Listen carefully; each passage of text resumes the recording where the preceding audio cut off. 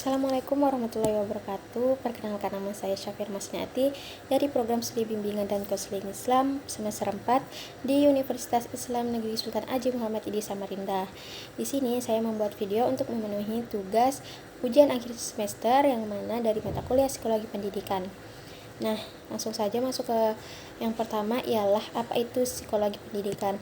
Menurut saya, psikologi pendidikan ini merupakan cabang dari psikologi yang mempelajari bagaimana orang belajar, bagaimana kita bisa mengetahui orang belajar dalam konteks pendidikan, kemudian efektivitas pendidikan.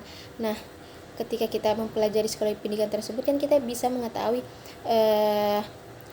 yang mana pasti akan melibatkan yang nama perkembangan kognitif, emosional, dan sosial siswa, serta bagaimana kita mengaplikasikan teori-teori dan prinsip psikologi untuk meningkatkan proses belajar mengajar kita. Yang kedua, apa yang Anda pelajari di psikologi pendidikan? Nah, yang saya dapatkan dari psikologi pendidikan ialah yang mana yang pertama itu teori belajar, mengetahui teori belajar, perkembangan kognitif, perkembangan sosial, emosional, dan moral. Kemudian ada pembelajaran perilaku, pembelajaran kognitif, kemudian teori pembelajaran kognitif.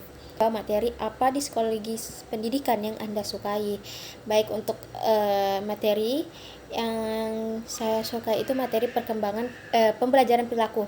Yang mana mengapa? Karena dalam materi tersebut itu saya dapat mengetahui bahwasannya dalam mengajar itu bukan hanya pemberian materi saja, tetapi dalam psikologi pendidikan itu sudah dijelaskan yang mana dalam materi pembelajaran perilaku itu bagaimana kita dapat fokus pada cara siswa itu belajar dan siswa belajar yang mana pada behaviorisme itu kan berfokus pada gagasan bahwa semua perilaku itu kan dipelajari melalui interaksi dengan lingkungan. Selanjutnya, materi apa di psikologi pendidikan yang merubah Anda?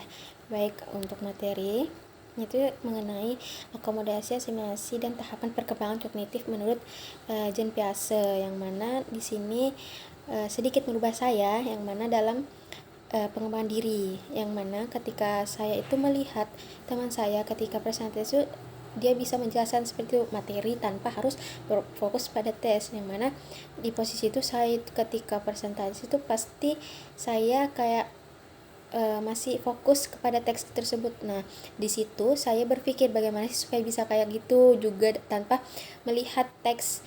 Nah, dari situ saya mendapatkan informasi untuk kayak ketika presentasi itu pahami dulu materinya, kemudian belajar di depan kaca, fokus pada poin-poin yang memang harus dijelaskan. Nah, dari situ terdorong untuk selalu belajar dan mencoba untuk memahami dan harus terus-menerus berlatih. Nah, dari situ saya mulai menerapkan hal tersebut, walaupun belum sepenuhnya, walaupun kadang-kadang masih saja terulang seperti itu. Yang kelima, bagaimana penerapan psikologi pendidikan dalam kehidupan Anda saat ini?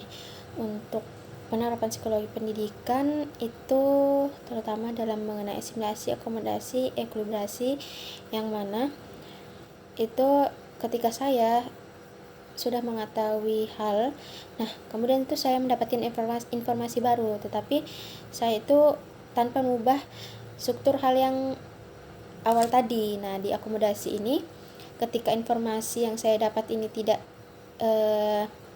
bisa saya sesuaikan dengan hal yang sudah ada, itu tuh saya akan mencoba untuk menyesuaikannya. Nah, di sini di